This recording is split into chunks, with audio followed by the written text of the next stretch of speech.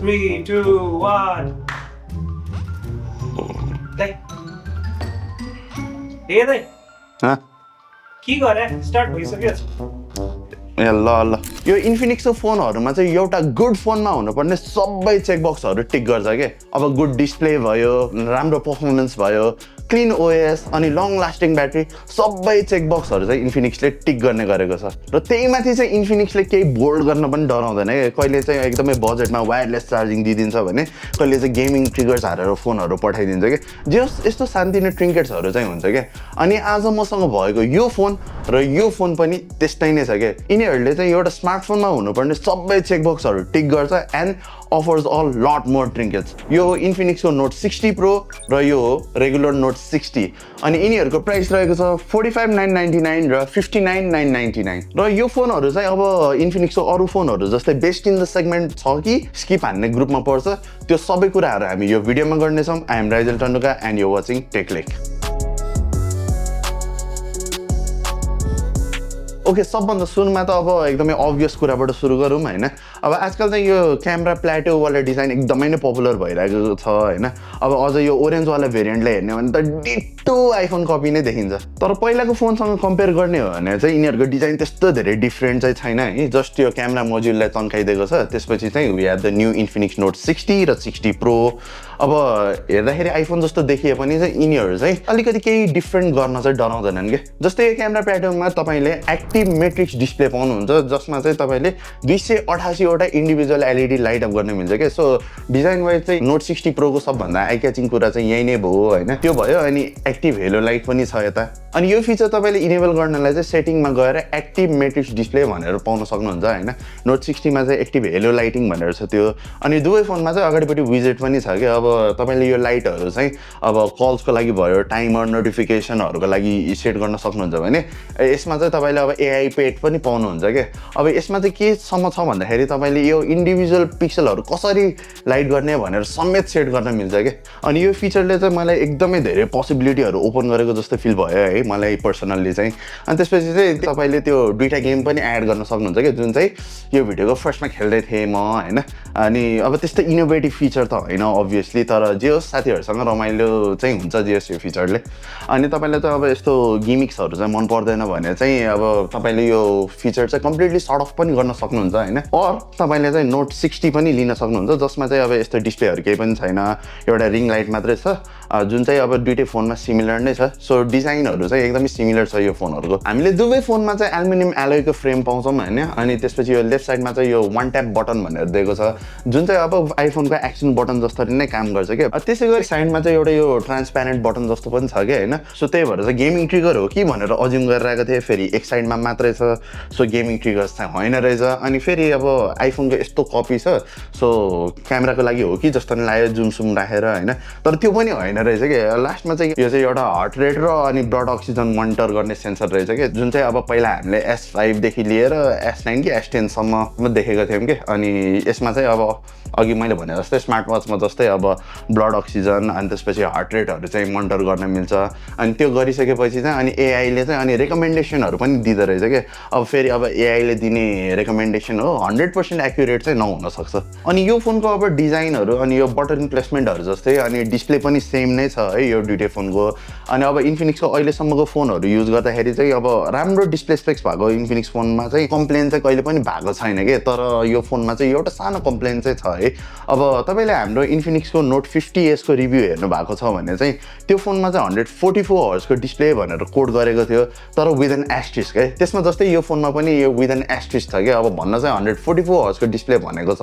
तर सेलेक्ट एपहरुमा मात्र छ के त्यहीमा नि अनि सेलेक्ट एपमा चाहिँ चल्दैन के घरिघरि 95% अफ द टाइम चाहिँ 144 हर्जमा भने पनि 120 हर्जमै चलिरहेको हुन्छ के तर अब फेरि स्पेक शीटमा 144 कोड गरिसकेपछि अब 144 हर्ज नपुग्दाखेरि अलिकति चसक्क चाहिँ हुन्छ के अब तर त्यो बाहेक अब यो फोनको डिस्प्ले एकदमै राम्रो छ भिजुअल्सहरु क्रिस्प देखिन्छ हैन अब त्यही माथि अब यत्रो ठुलो स्क्रिनमा रेजोल्युसन पनि त्यस्तै हाई भएकोले भिजुअल्सहरू एकदमै नै राम्रो देखिन्छ। अझ यो फोनहरूमा चाहिँ अल्ट्रा एचडिआर सपोर्ट भएकोले चाहिँ ओटिआर प्लेटफर्महरूमा पनि यस्तो मजाको देखिन्छ कि भिडियोहरू। अनि त्यही माथि चाहिँ हामीले यसमा अब JBL ले ट्युन गरेको स्पिकर्स पनि पाउँछौँ, जसले गर्दाखेरि चाहिँ अब कन्टेन्ट हेर्दाखेरि अनि गेमिङहरू खेल्दाखेरि चाहिँ अडियो पनि एकदमै क्लियर अनि पन्ची फिल हुन्छ क्या। त्यसै गरी यो फोनमा चाहिँ मैले यसको ब्राइटनेसमा नि अलिकति इस्यु चाहिँ फिल गरेँ है। हुन चाहिँ अब हामीले यसमा SBM मोडमा 1600 निट्सम्मको ब्राइटनेस पाउँछौँ, जुन चाहिँ एकदमै राम्रो हो हुन चाहिँ होइन। तर अब भइदिए चाहिँ के भन्दाखेरि चाहिँ अब यो इस्यु चाहिँ मैले पहिलाको इन्फिनिक्सको अरू फोनहरूमा पनि फिल गरेको थिएँ। अब इस्यु चाहिँ के भइदियो भन्दाखेरि उज्यालो एरियामा नि अँध्यारो भएर बसिदिने होइन, अनि अटो ब्राइटनेस राम्ररी नचल्ने त्यस्तो चाहिँ भइरहेको छ कि। तर फेरि यो इस्यु चाहिँ एकदमै नोट 60 प्रोमा मात्र छ। 60मा चाहिँ त्यस्तो केही पनि फिल गरिनँ मैले, एभ्रिथिङ वाज पर्फेक्ट। र त्यस्तै पर्फेक्ट चाहिँ यो फोनको हार्डवेयर है यो फोनहरूको। अनि अब यो इन्फिनिक्स नोट 60मा चाहिँ हामीले मिडियाटेकको डाइमेन्सिटी 7400 चिपसेट पाउँछौँ विथ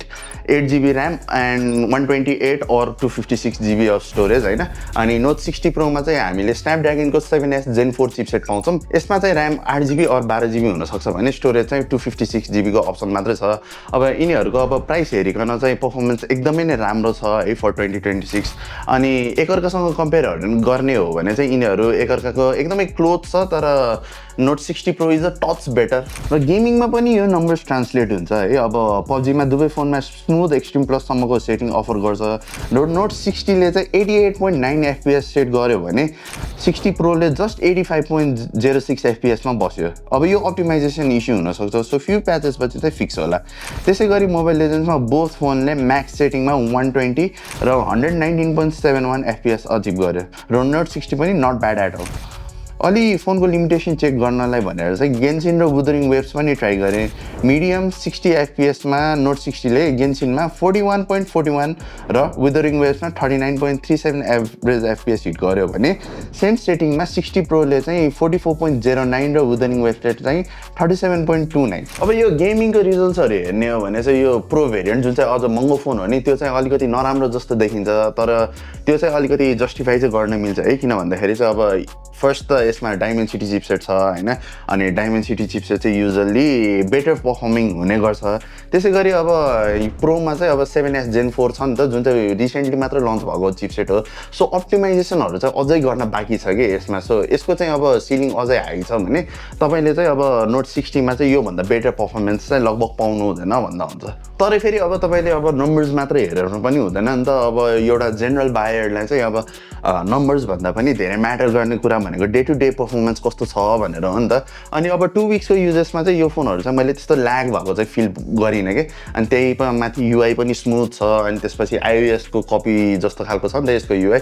त्यो हेरिकन चाहिँ अब मलाई यो एउटा मिड रेन्जर चलाएको भन्दाखेरि नि अलिकति प्रिमियम फोन नै चलाइरहेको छु कि जस्तो फिल भइरहेको थियो कि। अब दुईवटा फोनमा बेन्चमार्किङ डिफ्रेन्स हल्का भए पनि डे टु डे युजेसमा चाहिँ त्यस्तो म्यासिभ डिफ्रेन्स चाहिँ फिल हुँदैन। त्यसै गरी हामीले यो दुइटै फोनमा चाहिँ 6500 mAh को ब्याट्री पाउँछौँ होइन। अब यस्तो ठुलो ब्याट्री छ अनि यो फोन पनि हेर्दा इट्टा जस्तो देख्यो भने त्यस्तो हातमा चाहिँ त्यस्तो फिल हुँदैन है। एकदमै कम्फर्टेबल छ क्या यसरी इन ह्यान्ड फिलहरू होइन। अनि अब नोट सिरिज हो नि त। अब नोट सिरिजले पहिला नि अब वायरलेस चार्जिङ लिएर नाम कमाएको सिरिज हो। अनि त्यो वायरलेस चार्जिङ चाहिँ हामीले यहाँ फिर्ता पाउँछौँ, नाइस है। अब यहाँ चाहिँ अब 30 वाटको वायरलेस चार्जिङ छ। अब म्याग्नेट्स चाहिँ छैन अनफर्चुनेटली होइन। अनि जसले गर्दाखेरि चाहिँ अब अलाइन गरेर चार्ज गर्न चाहिँ अलि अप्ठ्यारो हुन्छ हुन चाहिँ। तर इन्फिनिक्सले चाहिँ यो बारेमा सोचिसकेको छ क्या। त्यसले गर्दाखेरि चाहिँ इन्फिनिक्सले चाहिँ बक्समै चाहिँ यो म्याग्नेटिक केस राखेर पठाइदिएको छ क्या। अब त्यो केस पनि त्यस्तो एकदमै अहिले गएर खालको छैन कि, एकदमै हार्ड केस राम्रो फिल हुन्छ होइन फोनमा राख्दाखेरि। त्यस्तो भद्दा चाहिँ देखिँदैन केस लगाउँदाखेरि।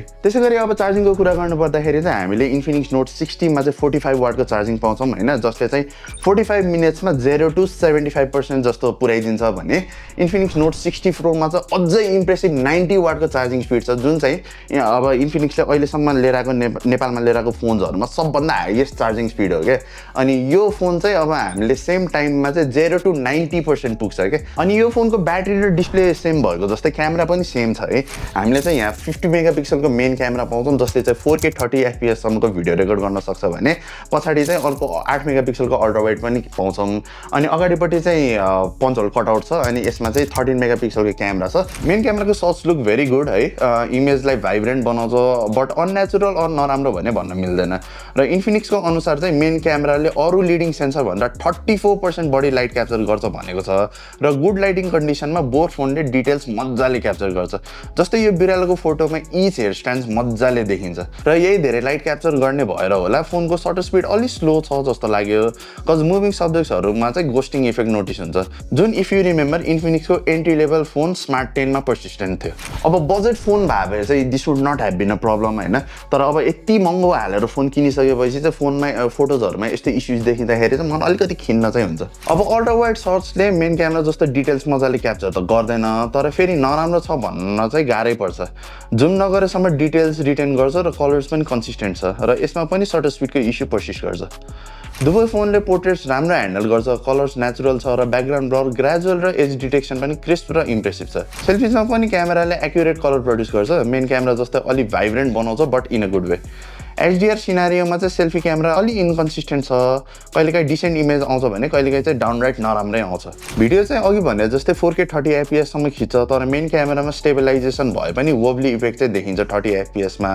अलि बढी नोटिस हुन्छ के सो भिडियोजको लागि चाहिँ 1080p 60 FPS मा स्टिक गर्दाखेरि चाहिँ तपाईँले राम्रो रिजल्ट्स पाउनुहुन्छ र त्यस्तै स्मुथ छ यो फोनको युआई है अब इन्फिनिक्सले रिसेन्ट एक्सओएस अपडेटहरूसँग एकदमै राम्रो अपडेटहरू पुश गरिरहेको छ कि जसले गर्दाखेरि चाहिँ फोन एकदमै स्मुथ फिल हुन्छ होइन अब स्योर अब iOS को कपी जस्तो देखिन्छ बट त्यसले गर्दाखेरि चाहिँ अलिकति प्रिमियम एउटा टच चाहिँ फिल हुन्छ है यो फोनमा अनि त्यही माथि यो फोनहरूमा चाहिँ अनि ब्लोटवेयर अनि एडहरू पनि एकदमै लिमिटेड छ क्या होइन अनि त्यसमाथि अब हामीले यो वालपेपरमा 3D इफेक्टहरू एड गर्न मिल्छ जस्ट लाइक आइफोन होइन अनि त्यस्तै यसको कन्ट्रोल प्यानल पनि एकदमै लिक्विड ग्लासवाला भाइबहरू दिन्छ अब यसमा चाहिँ हुन चाहिँ अब एक्सओएस 16 पाउँछौँ होइन हामीले जुन चाहिँ अब एन्ड्रोइड 16 मा बेस्ड छ होइन अब यो बाहेक पनि अब यसमा चाहिँ अरू इन्ट्रेस्टिङ सफ्टवेयर फिचर्सहरू चाहिँ छ क्या है जस्तै इन्स्ट्यान्ट ट्रान्सफर भन्ने फिचर छ यसमा हामीले जसले चाहिँ इन्फिनिक्स टु इन्फिनिक्स फोटोज अनि भिडियोजहरू चाहिँ इन्स्ट्यान्टली ट्रान्सफर गर्न मिल्छ क्या अनि यो वाला एप चाहिँ तपाईँले अब आइफोनमा राखेर पनि अनि सेम फिचर चाहिँ पाउन सक्नुहुन्छ त्यस्तै अनि अर्को इन्ट्रेस्टिङ फिचर रहेको छ अल्ट्रा लिङ्क भन्ने फिचर जसले चाहिँ ब्लुटुथको थ्रुबाट चाहिँ अर्को इन्फिनिक्स फोनसँग चाहिँ फोन अथवा मेसेजहरू गर्न मिल्छ क्या अनि हामीले यसलाई एकदमै मजाले टेस्ट गरेको थियौँ होइन अनि हाम्रो टेस्टिङमा चाहिँ हामीले यो फिचर चाहिँ 190 मिटर्सको डिफ्रेन्ससम्ममा युज गर्न सक्ने पायौँ अनि त्यो 190 मिटरसम्म कल गर्न मिल्ने चाहिँ एकदमै स्ट्रेट लाइनमा हुँदाखेरि मात्र हो है अब बिचमा केही अब्स्ट्याकल आइदियो भने चाहिँ अनि कलको त्यो क्वालिटी चाहिँ स्वाट्टै ड्रप हुन्छ क्या अब त्यस्तै बिचमा भित्तासित भयो भने चाहिँ अब 190 मिटर्स त अब आश गरे मात्रै हो होइन अब यो फिचर चाहिँ अब फेरि अब इन्फिनिक्स चाहिँ एकदमै युनिक फिचर चाहिँ होइन क्या है हामीले अब त्यो अघि त्यो फाइल ट्रान्सफर गर्न मिल्ने फिचर पनि ओप्पोमा देखिसकेको हौँ ओ प्लस कनेक्टको रूपमा होइन अनि यो अल्ट्रा लिङ्क पनि बिकन लिङ्क भन्ने फिचर नै हो क्या ओप्पोको सो यो डिजाइन त अब आइफोनको जस्तो देखिन्छ नै होइन तर फिचरहरूको कुरा गर्नु पर्दाखेरि चाहिँ एकदमै ओप्पोसँग इन्सपायर्ड देखिन्छ कि इन्फिनिक्स अब कपी नै भए पनि cool feature is still a cool feature होइन अब मलाई चाहिँ अझ विशेष गरी यो अल्ट्रा लिङ्क चाहिँ एकदमै दामी लाग्यो होइन अब ब्लुटुथको थ्रुबाट बिना ब्यालेन्स काटिकन कल गर्न पाउँदाखेरि त अभियसली मनै परिहाल्छ नि होइन अब तर यो फिचर चाहिँ अब रियल लाइफ युजेसमा पनि एकदमै ह्यान्डी हुन्छ क्या जस्तै अब यदि हामीहरू हाइकिङहरू गइरहेको छ भने त त्यस्तो डाँडातिर त नेटवर्कहरू अलि राम्ररी टिप्दैन नि त सो अब साथीहरू सबैले इन्फिनिक्सको फोनहरू युज गर्छ भने चाहिँ कल गर्नलाई चाहिँ यो वकी टकी जसरी चाहिँ कल गर्न मिल्छ क्या which is very handy in my opinion so इन्फिनिक्सको मोस्ट बजेट र मिड रेन्ज फोनहरू जस्तै नोट 60 र Note 60 Pro are quite good है अब हुन चाहिँ अब ठुल्ठुलो कम्पनीहरूबाट अलिकतिको कपीहरू चाहिँ गरेको देखिन्छ होइन जस्तै आइफोनको डिजाइन भयो युआई भयो अनि एसुसको रग 9 को यो एनिमे म्याट्रिक्स डिस्प्ले जस्तो पनि छ अनि फेरि स्यामसङ ग्यालेक्सीको यो हार्ट रेट सेन्सरहरू भयो अनि ओप्पोको फिचर्सहरू एउटा दुइटा माइन्ड स्पेसहरू जस्तो त्यस्तो फिचरहरू चाहिँ कपी गरेको छ बट त्यसले चाहिँ अब कुनै एउटा फोनको डिटो कपी गरेको भन्दा पनि 4-5वटा कम्पनीहरूबाट चाहिँ एकदमै हेभिली इन्सपायर्ड भएको जस्तो चाहिँ फिल हुन्छ प्लस यो फोनहरूमा चाहिँ एउटा